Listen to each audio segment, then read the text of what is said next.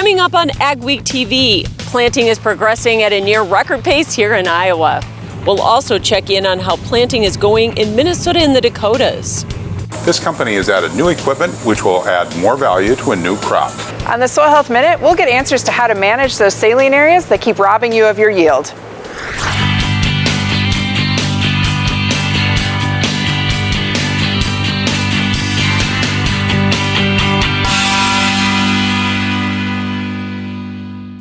Welcome to Ag Week TV. I'm Michelle Rook.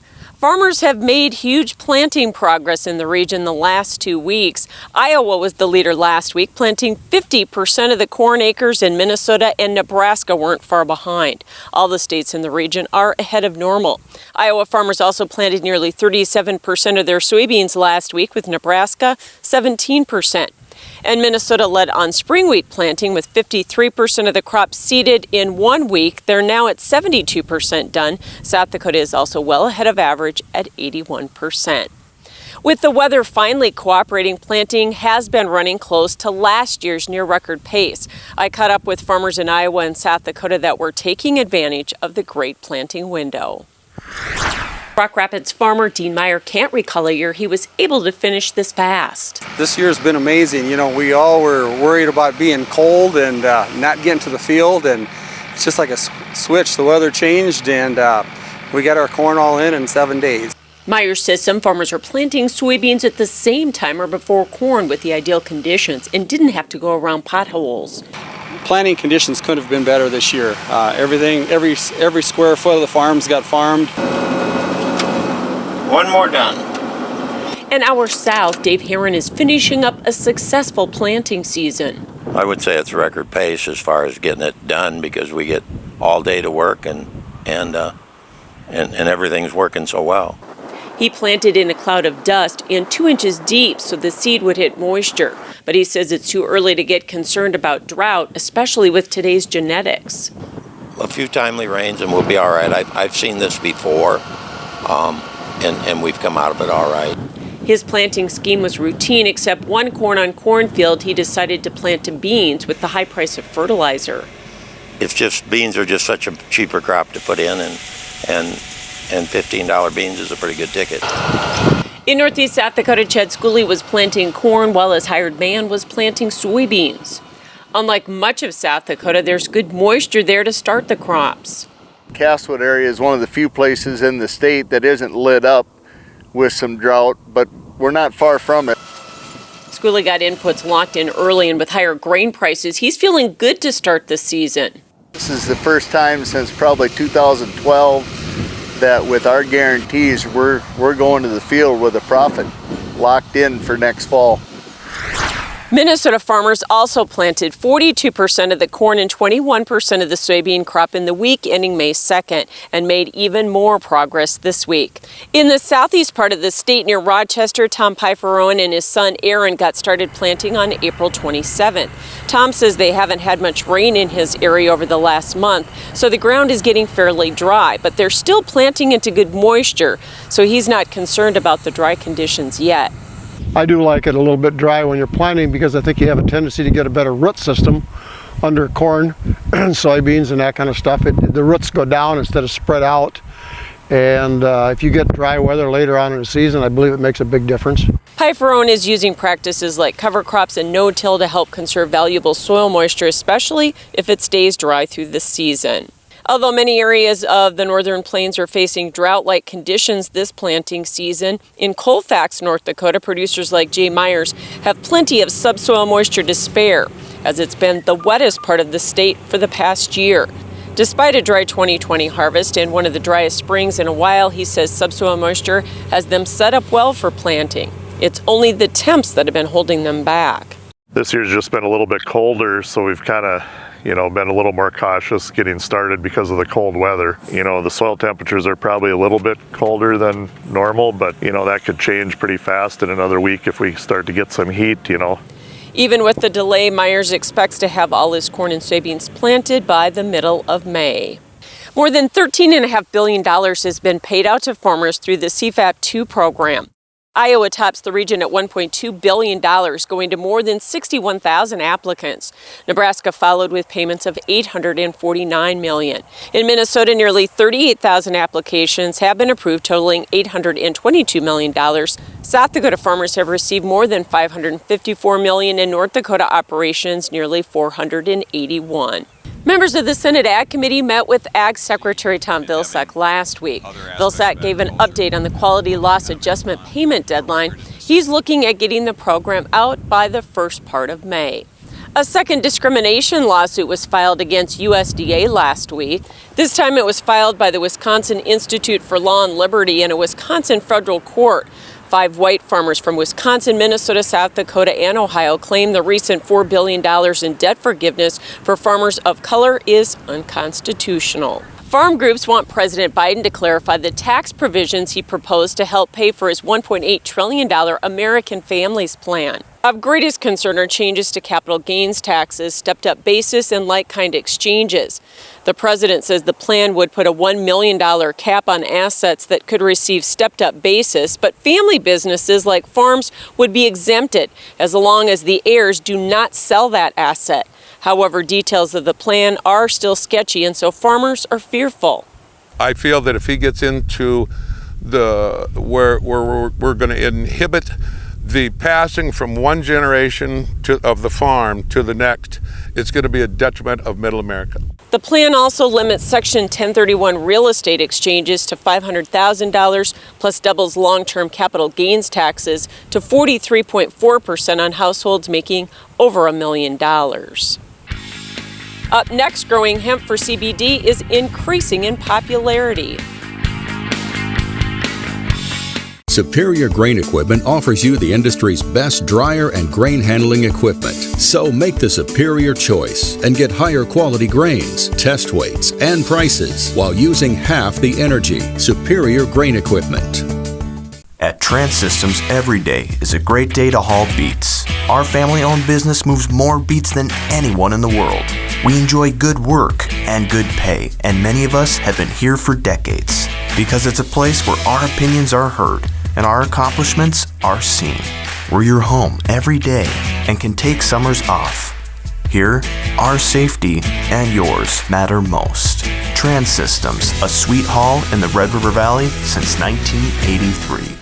The planter service technicians at Titan Machinery have the training, experience, and genuine Case IH parts and service to get the most out of your planters. From pre-season tune-ups to precision planting upgrades and major overhauls, the knowledgeable professionals at Titan Machinery will maximize your planting productivity. And before storing your equipment after the season, contact your Titan Machinery dealer about post-season uptime planter specials and genuine Case IH parts and service.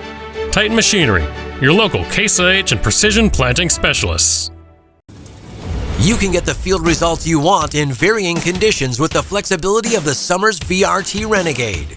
Featuring on-the-fly blade angle adjustment from 0 to 19 degrees. And if you want the simplicity of a super coulter with the ability to move a little dirt, you'll love the all-new Summers Super Coulter Samurai. Go to summersmfg.com or visit your local dealer to learn more about North America's broadest line of tillage equipment and other products from North Dakota-based Summers Manufacturing. Superior Grain Equipment is committed to quality and service. Protect your bottom line and your future with superior quality, protection, and reliability. Make the superior choice today with Superior Grain Equipment. We're going to talk today about a revolutionary auto steer product that you guys have developed. We back one of these things in, it'll drain a 40-acre patch just within hours. What can you tell us about what dairy farmers do to make sure that their animals are happy? Their care is our primary concern. Is there still time for producers to get storage bins up? Absolutely. We still can definitely get something up and ready for corn harvest.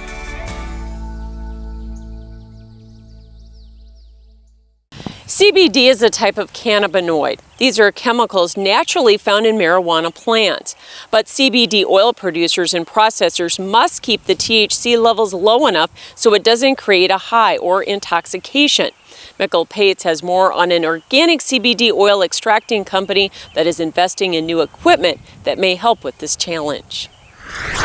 Becca Duffner and her husband Joe are organic farmers on 2,000 acres in northeast North Dakota. So we have organic grains and edible beans, such as we do a lot of oats, organic oats, and our beans are dark red kidneys, black beans, pinto beans, white kidney beans. After Congress legalized growing industrial hemp in 2018, the Duffners tried growing hemp for CBD oil. We wanted to have a certified organic CBD hemp. That was really important to us to make sure that we have a plant that is all natural and free of solvents and free of chemicals. Bad weather cost them their first crop in 2019. While they have hopes of producing the crop again, they and two partners have started 1881 Extraction Company, a CBD processing business that is certified for the organic market. We wanted to make sure that we had full traceability the same way, and everything is always solvent-free and chemical-free, so it's very healthy for your body. One of the big problems with growing hemp for CBD oil is THC content. If you're not familiar with THC, it's the illegal part of this plant. We have to be within regulation and guidelines. The Duffners are figuring out a THC remitigation process for controlling the THC inside the CBD processing. Someday that might be good news for producers. It's huge. We're so excited. There's nobody else doing it that I'm aware of, especially organic. Duffner says their new equipment should be there in the next few weeks. Hemp producers are still responsible for making sure that their hemp doesn't exceed limits in the field and cannot harvest or ship it off the farm if it does, even within the state or to a processor. In case you're wondering, the company's name, 1881, is a nod to the year its hometown was founded. At Hillsborough, North Dakota, this is Mikkel Pates for Ag Week. The Ninth Circuit Court of Appeals has issued a ruling against the use of the insecticide chlorpyrifos, or Lorsban. The ruling says the Environmental Protection Agency has 60 days to determine if it is safe or if it must be banned. The San Francisco-based court made the ruling with a 2-1 decision. Corteva said last year it would stop producing the insecticide by the end of 2020 due to declining sales. Legislation has been introduced to prevent EPA from issuing permits for livestock emissions. Senate Ag Committee member John Thune says farmers should not be subject to onerous regulations and costly permit fees for their animals' CO2 emissions. USDA has notified pork processors they need to slow down line speeds. As a result of a recent court ruling, pork plants can slaughter no more than 1,106 hogs per hour. Labor unions and workers welcomed the news, arguing the faster speeds jeopardize employee and food safety, while industry officials have warned it could disrupt farmers and some of the industry's biggest processing plants. Don't go anywhere, there's more Ag Week TV straight ahead. Coming up on the Soil Health Minute, now is the time to start managing those saline areas in your field. And later, interest in plant-based foods continues to grow. This is Dennis Belisky reminding you we do auctions and we do them well. You've built your operation with hard work, and when it's time to sell, all or part, you deserve the best. Details from repairs and preparation to promotion and settlements are not routine. Chances are you'll only do this once, so we'll tailor an auction just for you and get it done right. On site at your farm or added to one of our highly successful Alaris Center auctions, we have the skill, reputation, and integrity to meet your needs with best-in-class commitment and quality service. Find us at resourceauction.com or call 701-757-4015. The future of your farm depends on storage, and no one does storage solutions better than Gateway Building Systems. Gateway Building Systems is the #1 Brock Bin dealer in the U.S., is locally owned and provides turnkey convenience with factory direct product, complete design services, and in-house construction. Gateway Building Systems will provide you with Brock Solid bins, grain dryers, millwright services, lags, towers, and conveyors. Take advantage of discounts on our Brock Solid bins. For more information, go online to gatewaybuilding.com. They say when the going gets tough, the tough get going. At OK Tire, we're here to keep you going. From Firestone tires and replacements to retreads and even Firestone tracks, we have you covered. Our certified Firestone experts are ready to get you back up and running, no matter if you're on site or in the field, saving you time and money. OK Tire, we keep the tough going.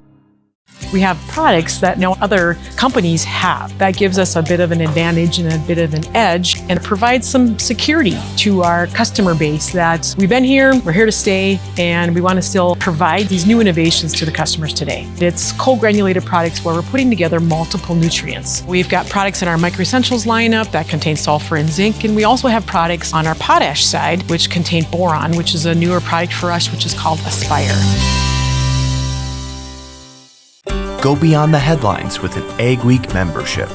Get in-depth agribusiness reporting, original farm and ranch stories, and fact-based research for the most comprehensive ag news in the upper Midwest. Experienced ag journalists bring you exclusive ag news, insights, and policy updates you won't find anywhere else. Become a member today and get unlimited access to Ag Week and Ag Week TV. It was a cool, dry week in the region, and while that allowed planting to progress, the crop will need rain as it emerges. Is there any in the forecast? Here's John with our AgriWeather Outlook. Spring weather finally is making a northward surge. A couple of things are happening in this weather pattern because of that as we go through the middle part of May. One thing over the next couple of weeks, there are some shower chances that will be moving northward into the northern plains and bring at least a few opportunities for more than just sprinkles of rain. We'll see how well they go. I do think they'll be scattered, not promising an end to the northern plains drought, but maybe some improvement. The main stormy weather, I do expect to remain down in the mid-south, where I do expect a few more rounds of severe weather over the next couple of weeks, but the cold air is basically in retreat, and I'll show you why. Let's take a look at the large-scale weather pattern. We are still been fairly cold this past first few days of May.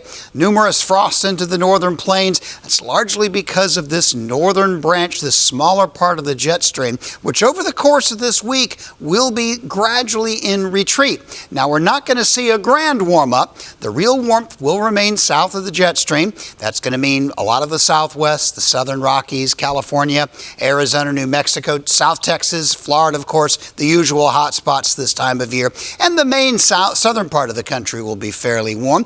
I look for this region, the Corn Belt, this week to be relatively rainy with showers and thunder showers, which will likely keep the temperatures from getting terribly hot.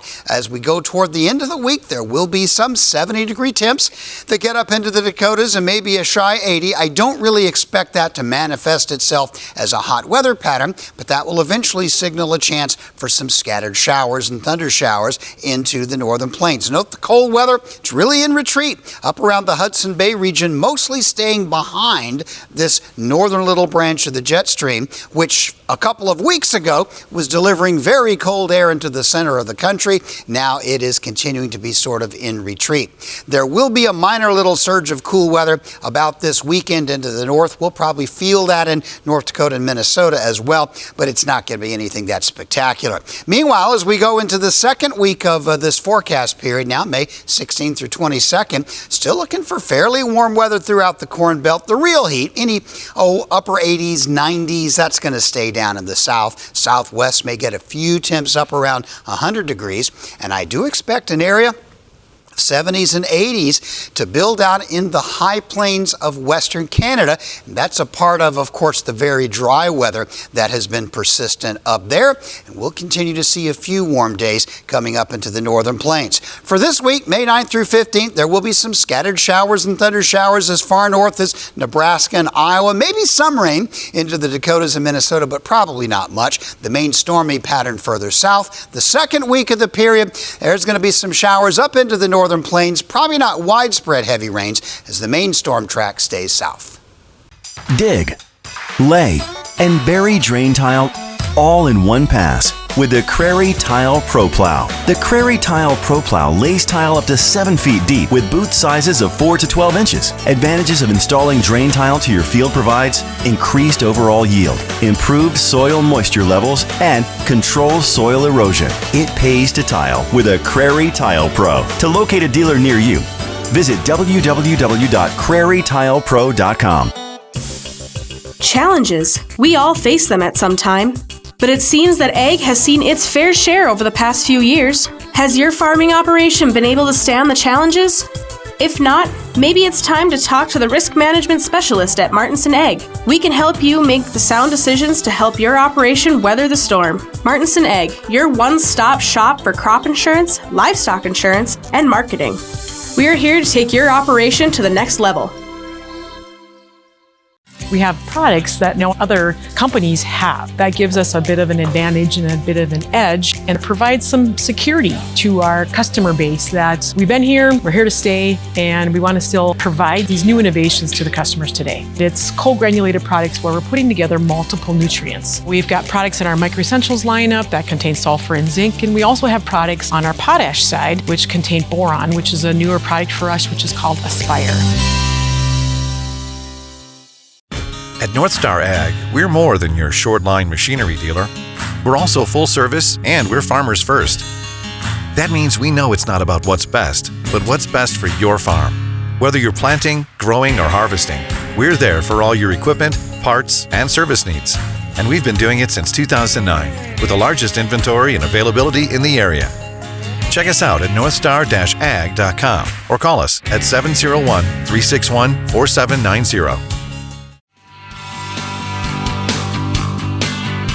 Ag Week brings you timely agriculture news from field to fork in digital, print, and television.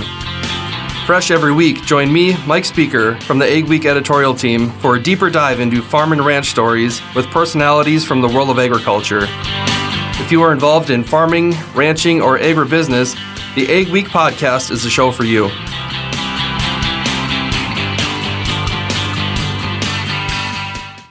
The Ag Week Soil Health Minute is sponsored by the North Dakota Corn Council. In this month's episode of the Soil Health Minute, Abby Witt gets answers to some questions about salinity in fields, something that's more noticeable this spring with the dry weather in the northern plains. As farmers are getting back in their fields this spring, I'm starting to get some questions about some of those saline areas and how to best manage them. So I went right to Dr. Tom DeSutter, a soil scientist here at NDSU, to get some of those answers. One of the things that seems to be year after year is how do we manage salts? And one of the first things that we always tell people is to manage the water. If you understand how water moves in the soil, you can understand, is the first step of understanding how to manage salts. The second thing is to plant crops that are tolerant to those conditions. So if you do have a large area in your field and you're planting a salt sensitive crop, that may not be the best option for that saline area. With these saline areas, can we ignore them or do we need to actively manage them? These areas should be managed because of the fact that, and the best way to do that is to keep a cover on them to keep evaporation down, because water will want to move to where it's the most dry. And the most dry is where it's tilled and dark and where absorbs a lot of heat. So that's where the water is going to evaporate. That's where the water is going to move.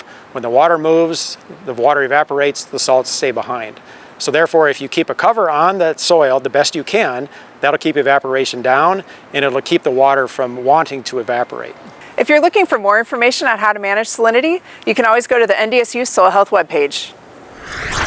A new study shows significant health benefits from using 100% biodiesel, including decreased cancer risk, fewer premature deaths, and reduced asthma attacks. In fact, it showed a 45% reduction in cancer risk when used in trucks and 86% when used for home heating oil, plus over 200,000 less asthma attacks. Trinity Consultants conducted the research at 13 sites in the U.S. with exposure to high rates of petroleum pollution. It also indicated B100 use results in 46,000 fewer sick days annually. This avoids $3 billion in health costs, largely due to lower particulate matter emissions.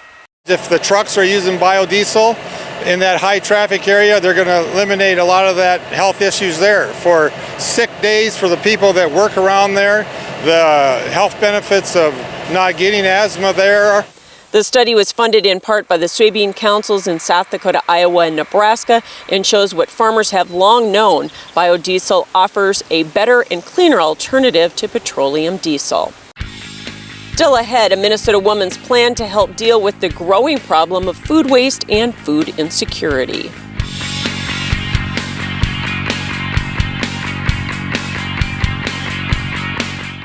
Steffes Group, selling land and the equipment to farm it since 1960. If you're interested in selling or have questions about our auction process, head to our website at steffesgroup.com to contact us at any one of our 4 locations located throughout the Midwest. You can also visit and subscribe to our YouTube channel to view all of our auction previews and recaps to stay up to date on the market in your area.